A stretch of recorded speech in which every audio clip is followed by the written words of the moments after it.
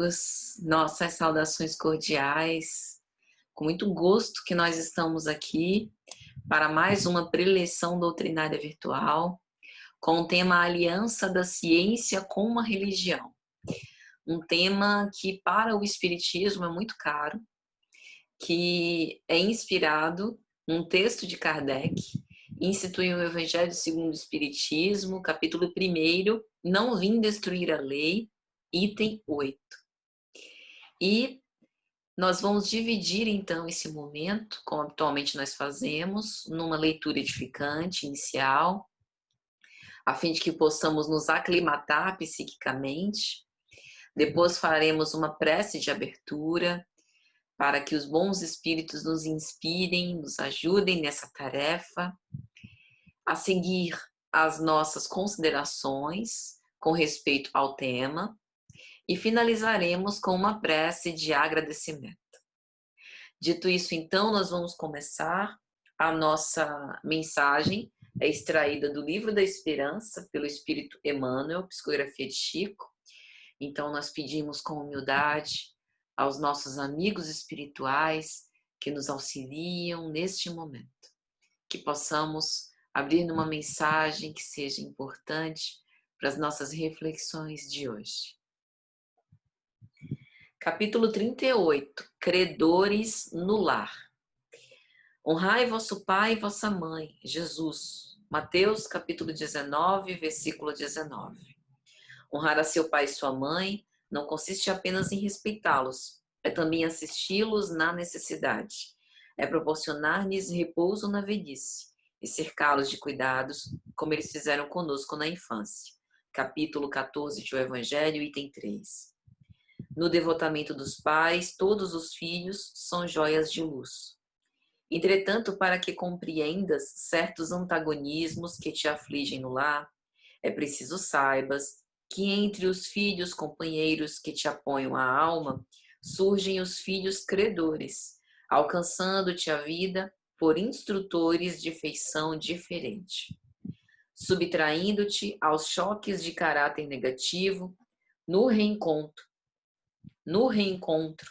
preceitua a eterna bondade da justiça divina, que a reencarnação funcione, reconduzindo-os à tua presença através do berço.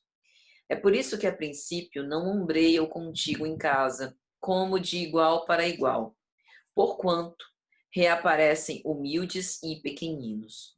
Chegam frágeis e emudecidos, para que lhes ensine a palavra de apaziguamento e brandura. Não te rogam a liquidação de débitos na intimidade do gabinete, e sim procuram-te o colo para nova fase de entendimento. Respiram-te o hálito e escoram-se em tuas mãos, instalando-se em teus passos para a transfiguração do próprio destino. Embora desarmados, controlam-te os sentimentos. Não obstante dependerem de ti, alteram-te as decisões com simples olhar. De doces numes do carinho passam com o tempo a condição de examinadores constantes de tua estrada. Governam-te impulsos, fiscalizam-te gestos, observam-te as companhias e exigem-te as horas. Reaprendem na escola do mundo com o teu amparo. Todavia, à medida que se desenvolvem no conhecimento superior, transformam-se em inspetores intransigentes do teu grau de instrução. Muitas vezes choras e sofres, tentando adivinhar-lhes os pensamentos, para que te percebam os testemunhos de amor. Calas os próprios sonhos, para que os sonhos deles se realizem. Apagas-te pouco a pouco, para que fujam em teu lugar. Recebes todas as dores que te impõe a alma, com sorrisos nos lábios, conquanto te amarfanhem o coração. E nunca possuís o bastante para abrilhantar-lhes a existência, de vez que tudo o que lhes dás de ti mesmo, sem faturas de serviço e sem notas de pagamento. Quando te vejas diante de filhos crescidos e lúcidos, erguidos à condição de dolorosos problemas do espírito, recorda que são eles credores do passado a te pedirem o resgate de velhas contas. Busca auxiliá-los e sustentá-los com abnegação e ternura, ainda que isso te custe todos os sacrifícios, porque no justo instante em que a consciência te afirme tudo haveres efetuado para enriquecê-los de educação e trabalho, dignidade e alegria, terás conquistado em silêncio o luminoso certificado de tua própria libertação. Que mensagem bonita! Dificilmente nós pensamos nos filhos deste modo, como credores do passado a pedirem velho resgate de contas. E aí, meus amigos, a gente, para entender isso, precisa de algo a mais do que o conhecimento somente desta vida. É por isso que o Espiritismo, ao nos revelar a mensagem dos homens que habitaram a Terra, que agora retornam para provar a imortalidade da alma, promove essa aliança entre a ciência e a religião e que, portanto, devolve esse significado existencial às nossas cotidianas lutas. Vamos então orar. Senhor Jesus, nós te agradecemos pelo teu amor, pela tua misericórdia, pela tua paz, hoje, agora e sempre. Que o divino amigo e mestre, Senhor, companheiro de todos os nossos momentos, nos abençoe, nos guarde e nos envolva com a tua paz e divina proteção. Mestre e amigo, que o Senhor nos ilumine e nos inspire, a fim de que possamos nos ater àquilo que é essencial na tua mensagem, a fim de que possamos sempre, mestre e amigo, nos fixar nos teus ensinos, que jamais serão apagados, que eles possam viver sempre nas nossas consciências e nos servir de estímulo e de alimento para os dias tormentosos que passamos. Vem ter conosco hoje e sempre e nos envolva na tua santa e divina paz, que assim seja. Então, minha gente, aqui estamos nós para falar de um tema palpitante: aliança da ciência com a religião. Nós vamos começar por uma obra do Espírito Emmanuel que é pouco conhecida, mas muito importante, chamada Emmanuel, Psicografia de Chico Xavier. No item 27.3 dessa obra Emmanuel, ele vai falar sobre a ciência e a religião. Então a gente vai começar com essa reflexão do nosso querido amigo e benfeitor, para que a gente possa dar o tom dessa preleção doutrinária. Emmanuel vai dizer: infelizmente, se a ciência e a religião constituem as forças matrizes de esclarecimento das almas, vemos uma empoleirada na negação absoluta e outra nas afirmações arriscadas e absurdas. A ciência criou a academia e a religião sectarista criou a sacristia. Uma e outra abarrotadas de dogmas e preconceitos, repelindo-se como polos contrários. Dentro dos seus conflitos, tem somente realizado separação em vez de união, guerra em vez de paz, descrença em vez de fé, arruinando as almas e afastando-as da luz da verdadeira espiritualidade. Entre a força de um preconceito e o atrevimento de um dogma, o espírito se perturba e no círculo dessas vibrações antagônicas acha-se sem bússola no mundo das coisas subjetivas, concentrando naturalmente, na esfera das coisas físicas, todas as suas preocupações. Por que eu quis começar com essa mensagem? Porque Emmanuel sintetiza tudo com essa sua linguagem rica, com esse conhecimento profundo sobre a alma humana, sobre a nossa subjetividade. Ele faz um resumo de todo o apanhado histórico, desde o Iluminismo até o século XIX, quando nasce o Espiritismo, promovendo essa aliança da ciência com a religião. Então, nós aqui estamos diante desse antagonismo, dessa briga de duas grandes forças: a razão, a inteligência, o racional e aquilo que está relacionado com o sentimento. Porque a religiosidade, fora do dogma religioso, é um sentimento inato de toda e qualquer criatura humana que pressupõe um pai. É como se fosse um sentido interno que cada um de nós temos de que deve haver uma força suprema que nos dirige. E aí a gente tenta racionalizar isso e vamos para a ciência. E a ciência não consegue se equacionar, dar as mãos com a religião. Porque até o século XIX, a religião era profundamente marcada de dogmas, como se ela quisesse fechar questões e a ciência quisesse abrir questões, né? Mas a ciência, com a sua visão limitada, que é a visão humana, que percebe apenas aquilo que consegue dar conta, que aquilo que não consegue explicar, né? Muitas vezes não tem a humildade de reconhecer que só consegue ir até aquele ponto, sempre brigou com a religião. Então o espiritismo vem para promover este casamento, esta aliança, por assim dizer, né? Tentando unir esses interesses aparentemente opostos. É o que a gente vai ver nessas nossas discussões, nessas nossas reflexões daqui dessa noite.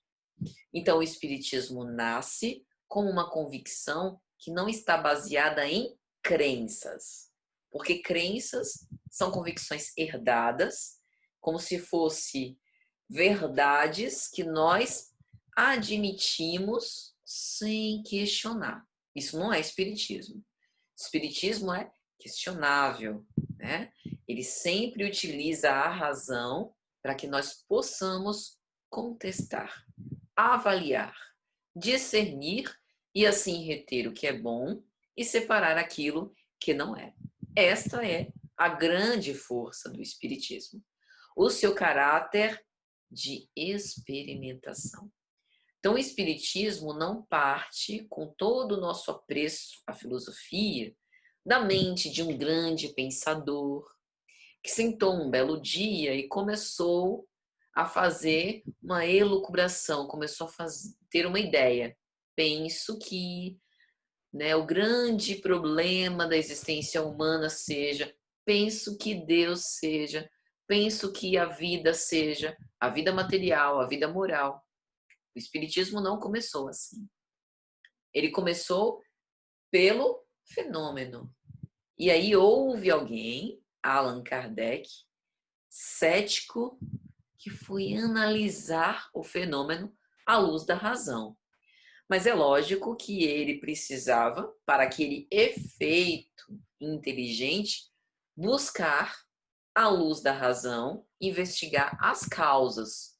E que essas causas deveriam ser também inteligentes. E para esta experimentação nova, era necessário um caráter científico, um método, conjunto de perguntas para investigar, mas não a ciência material, porque aqueles experimentos, aqueles fenômenos espirituais que apareciam, não eram explicados pela ciência materialista. Era necessário, sim, criar uma ciência, mas uma ciência com bases novas, que visasse explicar extrafísico, aquilo que estava além, para além do que era visto no mundo material. Então, assim, o Espiritismo nasce da observação dos fatos do mundo espiritual. Nasce diálogo com os espíritos, que são as almas dos homens que habitaram a Terra. Não nasce de um pensamento, de uma divagação particular. Daí vem a força do Espiritismo, são as vozes do além, que não tem nada de sobrenatural, que dizem respeito a uma lei da vida, a uma lei divina, a uma lei natural, e que vem responder aos anseios do mundo moderno. Por isso o Espiritismo é atual. O Espiritismo é calcado numa filosofia, que é a filosofia moral de Jesus. Né? A atualidade do pensamento de Jesus, ela se dá porque estuda o humano. E Jesus, tendo passado por todos os processos humanos, vem como filho do homem, como esta herança da humanidade, como aquele modelo perfeito, que agora nos servirá de molde para a humanidade que nós também iremos alcançar. Esse modelo do homem integral. Então, o Espiritismo responde aos anseios do mundo moderno porque são os homens que habitaram a Terra, que agora estão no mundo espiritual e que trocaram de lugar conosco. E que é graças a este intercâmbio que se dá a lei do progresso, que se dá a evolução moral de todos nós. Então, o Espiritismo não quer mais abdicar ou inteligência, ou razão, ou emoção, ou sentimento, ou inspiração, ou raciocínio. O Espiritismo quer juntar, porque entende que faz tudo parte da inteligência. Deus, que é a inteligência suprema, não pode ser ou razão ou emoção. Tudo isso faz parte de uma mesma inteligência soberana. Então, a nossa inteligência emocional tem influência sobre a nossa inteligência cognitiva. O conhecimento e a consciência são todos parcelas de um espírito imortal que vive sempre, que teve um início e que não terá um fim, que está fadado à perfeição. Diante dessa luta colossal, desses dois gigantes, ciência e religião, em que nos deixou todos atordoados, sem saber para onde ir, para que lado nós deveríamos atender, surge o Espiritismo para conciliar essas duas forças aparentemente contraditórias.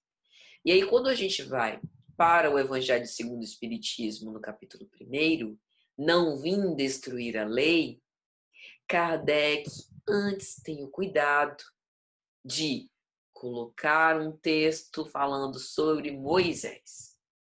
E aí ele diz: há duas partes distintas na lei mosaica. A lei de Deus, promulgada no Monte Sinai, os 10 mandamentos, que não passam, né? Que nunca ficarão ultrapassados. E a lei civil, a lei disciplinar, a lei dos homens, estabelecida por Moisés, que também era legislador daquele tempo.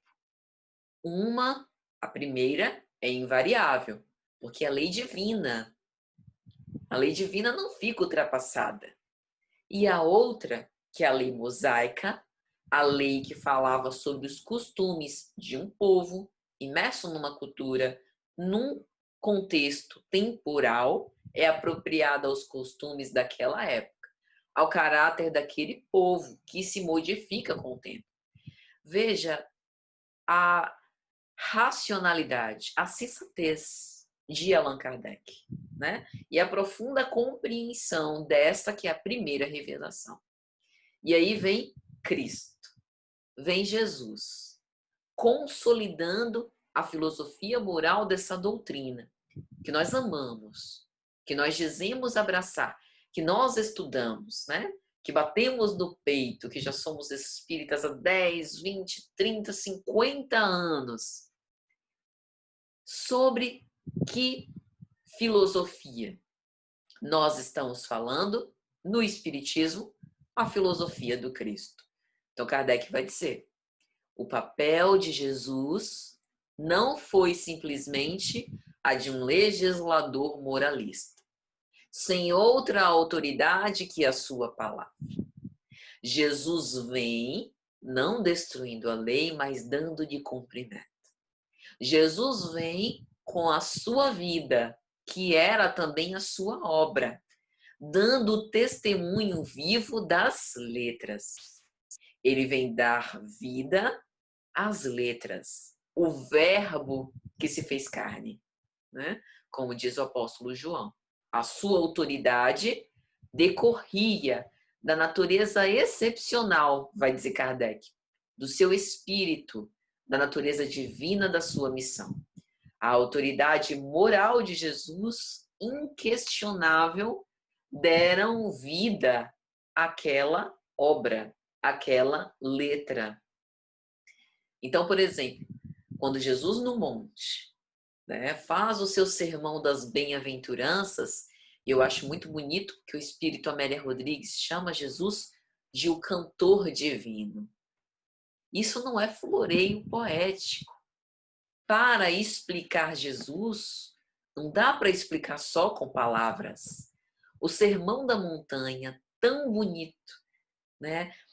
Aqueles versos tão bonitos das bem-aventuranças só podem ser entendidos quando a gente coloca ritmo, quando a gente coloca melodia, quando a gente coloca som, quando a gente coloca harmonia. O que eu estou querendo dizer? O magnetismo de Jesus vai além do Evangelho. Quando a gente vive, mesmo que seja muito pouco do Evangelho, a gente começa a ouvir a música deste cantor divino. Imagina Jesus no monte, falando sobre as bem-aventuranças, sobre as experiências crísticas, narrando isso para nós, pobres imperfeitos, né? Encharcados das nossas imperfeições humanas, com os pés cravados no lodaçal das paixões. E Jesus falando sobre as bem-aventuranças. Imagina as imagens mentais plasmadas, projetadas naquele lugar, num colóquio com a natureza, promovendo essas vibrações cariciosas, com as onomatopeias, como vai dizer Amélia Rodrigues, com os sons das árvores, dos pássaros, do balançar das folhas, né? Das ondas que quebravam na praia. Imagina. Aquela experiência era algo vivo, ficou marcado para sempre naquelas almas. Então, para entender Jesus, não basta apenas recitar de cor os versículos do Novo Testamento. A gente precisa de algum grau de experimentação. Assim como para entender o Espiritismo, não dá apenas para saber de cor aquilo que está na codificação kardeciana, embora seja imprescindível saber de cor, mas não é suficiente. É necessário, porém não suficiente. Então Kardec vai dizer: não obstante, Jesus não disse tudo. Era preciso dar tempo para a ciência progredir. E é por isso que em A Gênese a gente tem uma obra maravilhosa que Kardec explica os milagres de Jesus, explica a operação dos fluidos, explica tudo aquilo que veio de forma simbólica para que Jesus, apropriando as consciências daquela época, deixasse a sua mensagem indelével e mais tarde viesse a terceira revelação para explicar aquilo que as nossas consciências não podiam compreender naquela época. E aí Kardec vai escrever: o Espiritismo é a nova ciência. Sim, Espiritismo é ciência. Tem método científico de investigação. É feito pela observação dos fenômenos. É a nova ciência que vem revelar aos homens, por meio de provas irrecusáveis, a existência e a natureza do mundo espiritual e as suas relações com o mundo material. Por que que são provas irrecusáveis? Porque são as vozes do além que voltam. Como é possível calar uma voz? Como é possível esconder um fenômeno? Não dá.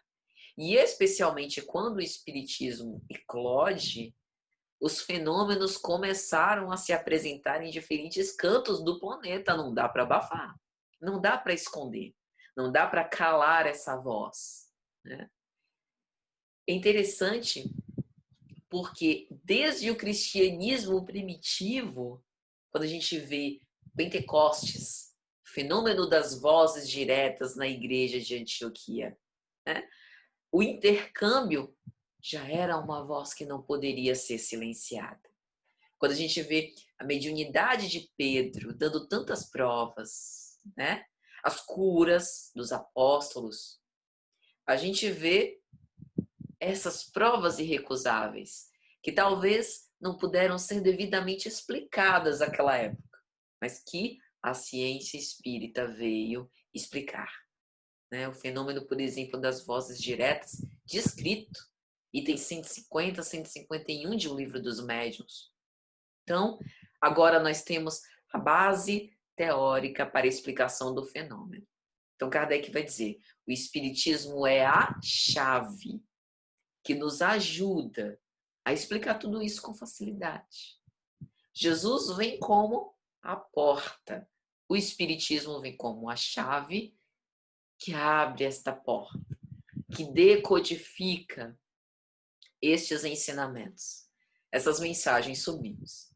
Então, agora que nós já fizemos este preâmbulo, que falamos sobre Moisés, Cristo e o Espiritismo, estamos habilitados, aptos para falar sobre a aliança da ciência e da religião. E aí, neste texto, Kardec vai dizer: a ciência e a religião são as duas alavancas da inteligência humana. Veja que coisa. Para nós progredirmos em humanidade, não adianta, como disse Emmanuel na sua obra, não adianta a gente ficar nem com a força de um preconceito, nem com o atrevimento de um dogma. É preciso que esses polos não sejam mais repelidos, mas que a gente busque uma consonância. Utilize essas duas grandes forças para alavancar a inteligência humana. E aqui, inteligência num sentido mais amplo. Inteligência que desenvolve, inteligência que progride, não apenas intelectualmente, mas, sobretudo, moralmente. Uma revela as leis do mundo material, a ciência. A outra revela as leis do mundo moral. E aí, quando a gente vai em O Livro dos Espíritos, a aliança lembra para a gente conciliação, harmonia. E em O Livro dos Espíritos, na questão 616, quando Kardec vai apresentar a lei divina e também vai falar sobre a lei única, que explica as coisas do mundo material e do mundo moral, e os espíritos vão responder a Kardec: a harmonia que reina no universo material, como no universo moral, se funda em leis estabelecidas por Deus desde toda a eternidade. Aquilo que a ciência descobre é permissão divina. Por quê? Porque o Criador deseja que a sua criatura progrida. E para isso, temos as duas alavancas: ciência e religião. Não precisamos andar com essas contradições, com esse dipolo. Precisamos agir em prol do concílio. E para que a gente possa entender, eu trouxe aqui uma obra que eu recomendo muito. Quem não conhece, que conheça. É uma obra maravilhosa por muitos motivos, mas em especial porque nos explica muito bem essa aliança da ciência com a religião, trazendo referências preciosas. Eu estou falando desta obra aqui, Eurípides Barçanufo, um educador de vanguarda na Primeira República, de Alessandro César Bigueto, editora Comênios. Quem ainda não conhece essa obra, conheça. Conheça porque ela é muito preciosa. Mas as referências que Alessandro faz aqui, eu vou também mostrar para vocês, porque a gente encontra na codificação kardeciana e também encontra livremente na internet. No capítulo 1º, Alessandro ainda está falando sobre o contexto, e ele apresenta o contexto do espiritismo, e aí ele coloca um tópico: ciência, filosofia e religião em diálogo. Então, primeiro, ele vai dizer, o autor, que a partir do século XIX, as crenças circunscritas à cultura e aos sistemas filosóficos começaram a interessar os homens de ciência. E aí ele vai falar de Arthur Conan Doyle. 1926, escreveu uma obra com o título A História do Espiritualismo. Aqui ele identifica como o berço de toda essa história. Porque nós sabemos que o espiritismo vem do espiritualismo, mas se diferencia, né? Trazendo toda a estrutura dessa doutrina. E aí ele vai dizer: a especificidade de Kardec no espiritismo é que ele reconhecia as vantagens do método experimental, mas criticava o cientificismo estreito. O nosso codificador percebeu que para o espiritismo ser consolidado, ele precisava de um método científico, mas isso era diferente do cientificismo à moda positivista, ou seja, ciência espírita é diferente da ciência materialista. E aí, o autor cita Dora Encontre, na dissertação Pedagogia Espírita, um projeto brasileiro e suas raízes histórico-filosóficas. Encontre vai dizer: Espiritismo como ciência, com objetos e metodologia próprios. Ciência que observa os fenômenos mediúnicos e formula teses sobre o funcionamento desses fenômenos e do mundo espiritual que a mediunidade permite entrever. Veja como ela explica muito bem o que é a ciência espírita. Então, hoje, quando nós estamos nas sessões mediúnicas, nesse intercâmbio direto com o mundo espiritual, nós estamos ali diante do fenômeno. E por trás daquele fenômeno, nós precisamos estudar a codificação kardeciana. Por quê? Porque na codificação kardeciana nós temos a ciência espírita, em especial no livro A Gênese e em O Livro dos Médiuns. Essas bases teóricas nos ensinam a entender o que se processa no laboratório. É como um engenheiro, por exemplo, que vai para um laboratório de circuitos elétricos. Se ele simplesmente pega o circuito e começa a montar os seus componentes, ele queima equipamento. Ele não sabe o que está acontecendo. Ele não sabe utilizar os instrumentos, se ele não tem a teoria. Mas se ele tem a teoria, Se ele estuda os fenômenos físicos e vê acontecer, ele entende como aquilo está se processando. De modo análogo, ocorre aqui com o Espiritismo. Kardec, ao presenciar o fenômeno, precisou explicá-lo com base nas teses que foram formuladas pelas questões. Os espíritos não vieram trazendo as teses, trazendo as leis. O diálogo e as questões com os espíritos nos relataram experiências. E não foram experiências particulares, foram experiências generalizadas. Médiuns em diferentes partes do mundo começavam a dar, os espíritos, respostas similares para o mesmo tipo de perguntas. E Kardec teve esse trabalho de investigador, de cientista, de consolidar tudo isso. E aí o autor, Alessandro Bigueto, vai dizer que Kardec atravessava um momento crítico, pensamentos inchados. Ele temia que o espiritismo se tornasse algo dogmático. Ele pretendia que a sua doutrina tivesse um conhecimento livre e dinâmico, com a presença da mediunidade, exatamente como no cristianismo primitivo, em que o intercâmbio mediúnico se fazia presente, mas a pureza dos sentimentos também. Então, Kardec vai dizer em A Gênese, no capítulo 1, Caracteres da Revelação Espírita, item 14. As ciências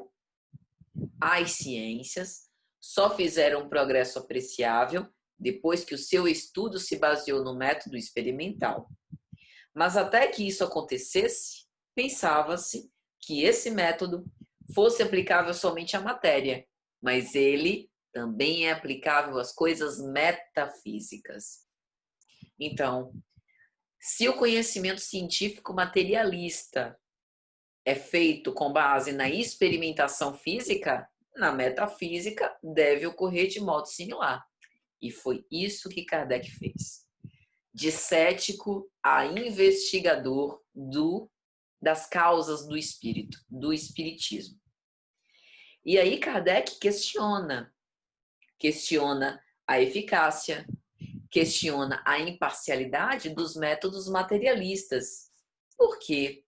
Porque o ser humano, ele conversando com os espíritos, ele percebeu que os espíritos, sendo as almas dos homens, há homens sábios e há homens pseudo-sábios. Há homens humildes e há homens arrogantes. Há homens sinceros e há homens que tentam iludir os outros. Assim também ocorre com os espíritos. E assim também ocorre com os cientistas. Então, essa experiência ajudou, inclusive, Kardec a questionar a isenção da ciência materialista, visto que cada homem só vai até o ponto em que consegue ir dentro das suas capacidades e do seu progresso intelectual e moral. E vem o mais importante do seu projeto, falando aqui do espiritismo, além dos aspectos científicos e filosóficos, que, como já dissemos, estão prescritos no Evangelho de Jesus, o Espiritismo também teria uma dimensão religiosa. Então, a religiosidade humana é inata, natural, né? A ideia de Deus, a ideia da alma imortal são imanentes. Então, isso é muito interessante, porque responde àquela nossa velha inquietação. Tem alguns amigos nossos espíritas que defendem. Eu concordo com a ciência e a filosofia, mas eu acho que o espiritismo tinha que se divorciar da religião. Mas é através da religião que nós temos acesso a essa inspiração com o alto, né? Por exemplo, a prece, a elevação dos nossos pensamentos, a prática do bem que nos deixa sintonizados com a espiritualidade superior, que não nos cansa de nos influenciar, de nos inspirar com pensamentos bons, para que nós possamos trabalhar em prol da nossa própria evolução e, de quebra, ajudar a quem estiver ao nosso lado, para que possamos todos caminhar e nos soerguer junto e para, em prol desse Cristo Jesus que nós dizemos amar. E aí Alessandro continua dizendo, para ele, para Kardec, o fundamento da religiosidade está na vivência. Então, qual que era o grande problema da ciência e da religião andarem de mal, né? Andarem um para um lado e o outro para o outro. É porque a religião era marcada pelos dogmas, era marcada por essas crenças que o Espiritismo eliminou, que o Espiritismo pôs fim. Então, para ele, Kardec, o fundamento da religiosidade está na vivência, na prática, está na intuição, no sentimento, na reflexão, na indagação de todos os seres humanos frente à realidade. Está nesse sentimento, como se fosse um sentido que cada um de nós desenvolve. No capítulo 17 do Evangelho segundo o Espiritismo, Sede Perfeitos, Kardec vai chamar no texto os bons espíritas dessa sensibilidade, né? Ele faz um questionamento muito interessante. Mas será que é preciso, para compreender a doutrina espírita, uma inteligência além do normal? Mas entre jovens recém-iniciados, ele fala mais ou menos assim, nessa doutrina, eles compreendem. É porque há uma sensibilidade, a que chamamos maturidade do senso moral, que é do espírito, e não da faixa etária que o espírito encarnado está agora. Então, esta religiosidade é este sentimento, é este sentido interno, é esta intuição, esta indagação que nós buscamos, que nós desenvolvemos intimamente. Santa Teresa d'Ávila e as suas místicas, né? Ela falava sobre essas moradas do castelo interior, que cada vez mais nessa jornada de autoconhecimento e de vivência e de prática, a gente vai acessando moradas mais internas, né? Até chegar próximo desse Deus interno. Então, concluindo essa participação de Alessandro Bigueto em nossa preleção doutrinária. Enfim, a intenção de Kardec era acabar com a dicotomia que se fizera em séculos de debates, que tinha de um lado o ateísmo cientificista cheio de pressupostos reducionistas e de outro um espiritualismo inchado e místico, desprovido de base empírica e real. Para ele, Kardec, deveríamos caminhar para um conhecimento que unisse ciência, filosofia e religião. E aqui estamos nós. Então, veja como esse livro é rico de histórico do nascedouro do Espiritismo. E aí, voltando agora um pouco para o texto de Kardec, né, dando voz a este Kardec, do qual a gente fala tanto, ele vai dizer exatamente isso. Faltava um traço que ligasse ciência e religião, né? E esse traço está nos conhecimentos das leis que regem o mundo espiritual e suas relações com o mundo corporal. Essas leis, os espíritos não promulgaram, né, como se impusessem. Foi algo testificado pela experiência, eles contaram. O que sucede? O que ocorre? Né? Como é no mundo dos espíritos que se processa? E as esperanças e consolações futuras? E as leis morais, como são? Né? Leis, diz Kardec, tão imutáveis como as que regulam o movimento dos astros e a existência dos seres. Né? Lei de gravitação universal, as leis, lei de Faraday, lei de Lenz, leis do magnetismo e da eletricidade. Né? E se a gente for também para a biologia, né? Com o darwinismo, com as leis que explicam a genética e hereditariedade, de onde vem tudo isso? Né? Vem da concessão do alto. Tudo parte da lei divina que rege tanto o mundo dos espíritos quanto os mundos materiais, que faz parte da criação. E aí, Kardec vai dizer a incompatibilidade que se acredita existir, porque é uma grande ilusão. Como Alessandro diz, essa dicotomia é fruto da ignorância, que agora não tem mais razão de ser, daí a aliança. Então, essa incompatibilidade que se acredita existir entre essas duas ordens de ideias provém de uma falha de observação, né? Do excesso de exclusivismo, nem de uma parte nem de outra.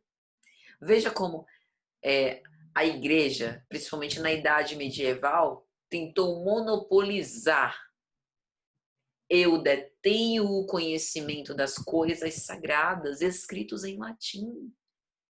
E aí, com a reforma protestante, a gente vê um pouco essa quebra, partindo para a popularização desses escritos que não pertencem a uma faixa estreita da humanidade, mas que devem se tornar um conhecimento que seja conhecido, que seja popularizado ao redor do mundo. Então, disso resulta, desse exclusivismo, um conflito que originou a incredulidade e a intolerância. Uma intolerância que até hoje a gente vê, que a gente precisa observar. Fora do espiritismo não há salvação. Mentira! Fora da caridade. Às vezes a gente repete isso e não reflete. O que significa fora da caridade não há salvação? Se alguém vier para mim dizendo que a Umbanda é a autêntica ligação dos homens com Deus, eu preciso aceitar. Liberdade de consciência está lá em O Livro dos Espíritos. Se alguém disser para mim que ser protestante é a salvação e é a garantia de ir para o reino dos céus, eu preciso dar ao outro o espaço à convicção. Se alguém disser para mim que eu preciso me benzer 3 vezes para bloquear os meus chakras, eu preciso respeitar. Isso é caridade. Isso é tolerância. Eu não preciso assassinar o outro, mesmo que não seja a ferro e fogo com armas, com palavras. Eu não preciso derramar o Pentateuco kardeciano em cima da pessoa. O Espiritismo não se encarrega de convencimento. Ele se encarrega de bem. Que bem que a gente pode proporcionar nesse momento? É elucidar se o outro quiser saber, se o outro quiser se instruir. É falar, sobretudo, do Evangelho de Jesus, que é a linguagem universal do amor, que todos conseguimos entender, dito de tal ou qual modo. Então, essa intolerância, ela não vai ser combatida com surra de evangelho. Veja que Jesus, que é o nosso modelo, não violentava ninguém. Quem o procurava para pedir explicação, ele explicava. Se a pessoa não quer entender, deixa. Deixa lá. Não, mas não. Mas ela me procurou, vai ter que ouvir. Deixa, deixa. A semente foi plantada, né? Porque às vezes acontece também de uma pessoa vir pra gente, me explica aqui. Aí você vai, pega o textinho, né? Referência tal, capítulo tal, editora tal, tá, tá, tá. Aí a pessoa, não, porque aí vem com a referência dela. Se for uma contra-argumentação consistente, relevante, importante, ótimo. Estabeleceu-se aí um palco saudável de troca de ideias. Mas se for guerra de ego, a gente está com o tempo da encarnação contando. Vamos perder tempo, não. Deixa a pessoa com as verdades dela, que ela já está cheia de verdades. E vamos nós, com as nossas, seguir em frente. E vendo as oportunidades que vão surgindo, a quem tiver disposto. E aí, voltando para Kardec, são chegados os tempos em que a ciência, deixando de ser exclusivamente materialista, deve levar em conta o elemento espiritual. Recentemente, na psicanálise, surgiu um trabalho de um psicanalista falando sobre a importância do perdão. E um estudo contextualizado com os problemas cardíacos. Veja, a ciência materialista falando de sentimento, que era coisa de religioso. Então essa abertura cada vez mais está se dando. As obras da década de 40 de André Luiz sendo comprovadas pela ciência. Veja, essa aliança vai se estabelecendo aos poucos, sem violência. E aí Kardec continua. E em que a religião, deixando de desconhecer as leis orgânicas e imutáveis da matéria, essas duas forças, apoiando-se mutuamente, marchando juntas, sirvam uma de apoio à outra. Então isso também é importante. A religião não pode mais dizer que é tudo milagre. Tem que estudar. Às vezes a gente também vê entre espíritas. Não, mas isso daqui é um dos grandes milagres. A gente, antes de dizer, tem que estudar. Bodas de Caná, transfiguração no Monte Tabor, passe. Que mais? A tentação no deserto. Tudo isso são temas explicados no Espiritismo em A Gênese. A gente precisa ler. Antes de dizer. Antes de falar em nome do Espiritismo, a gente tem que se apropriar do Espiritismo. Reconhecer com humildade. Não conheço tudo, vou pesquisar. Para quê? Para a gente não estar falando em nome do Espiritismo e desconhecendo leis físicas, leis orgânicas, leis da matéria, que também, como vimos, correspondem a leis divinas. Por isso, ciência e religião também é amai-vos e instruí-vos. E aí, minha gente, para concluir, ficamos mais uma vez com Kardec. É toda uma revolução moral que se realiza nesse momento, sob a ação dos espíritos. Ela deve produzir inevitáveis modificações nas relações sociais, contra o que ninguém poderá se opor, porque elas estão nos desígnios de Deus e são resultado da lei de progresso, que é uma lei de Deus. E ninguém detém a marcha do progresso.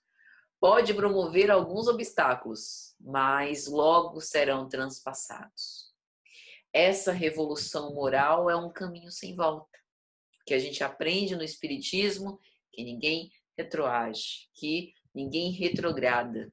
No máximo estagnamos, mas marchamos sempre em frente. Não nos atemorizemos com o princípio das dores. Está lá no capítulo 24 de Mateus. Tudo que está acontecendo, Jesus já havia advertido. O nosso mestre elegeu a cruz da crueldade humana como símbolo de uma pequena fase do seu messianato. A crucificação, a paixão, o caminho de Jesus rumo ao Gólgota é um trecho curto. Amélia Rodrigues contabilizou. Foram 500 metros da sua caminhada rumo ao Gólgota. Mas o momento culminante do messianato não é esse.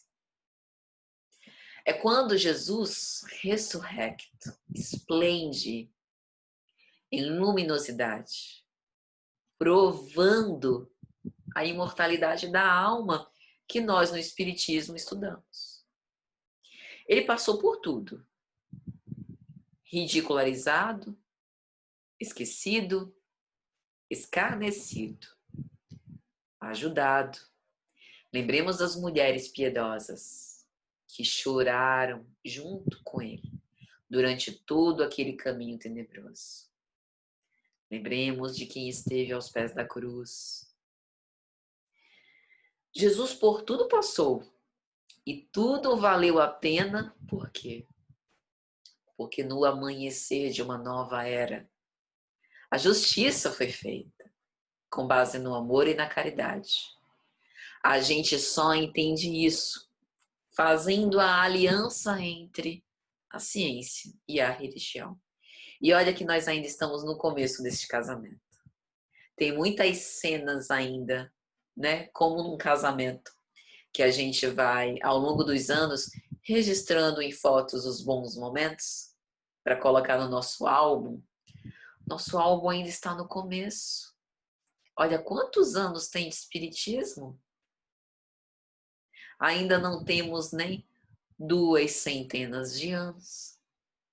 Está ainda muito no começo. Ainda teremos muitas cenas que os futuros cristãos espíritas se beneficiarão. Muito do bem que a gente faz, não somos nós que vamos colher os frutos. Ficarão. Mas nós também não nos alimentamos dos frutos dos nossos precursores que vieram antes de nós. Então é justo. Então, meus amigos, é essa mensagem. Espero sinceramente que tenham gostado, que tenha sido de alguma sorte útil e que Jesus nos conserve em paz. Vamos orar.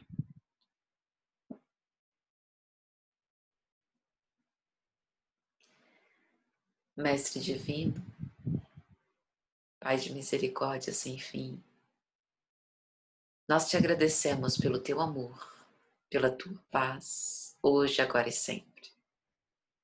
Que o Senhor nos abençoe, nos encoraje, nos sustente, nos ilumine e nos envolva sempre com a sua santa e divina paz. Obrigado, Senhor, pela assistência do mundo invisível, pela inspiração. Obrigada, Senhor, pela oportunidade de servir pelo trabalho. Que as mentes dos nossos amigos, que se irmanam neste momento conosco, possam receber os eflúvios dessas vibrações cariciosas que sentimos neste momento. Que o mundo inteiro esteja em paz, hoje e sempre. Vem ter conosco, mestre amigo, que assim seja. Então, minha gente, nossa gratidão, paz e bem. Até a próxima.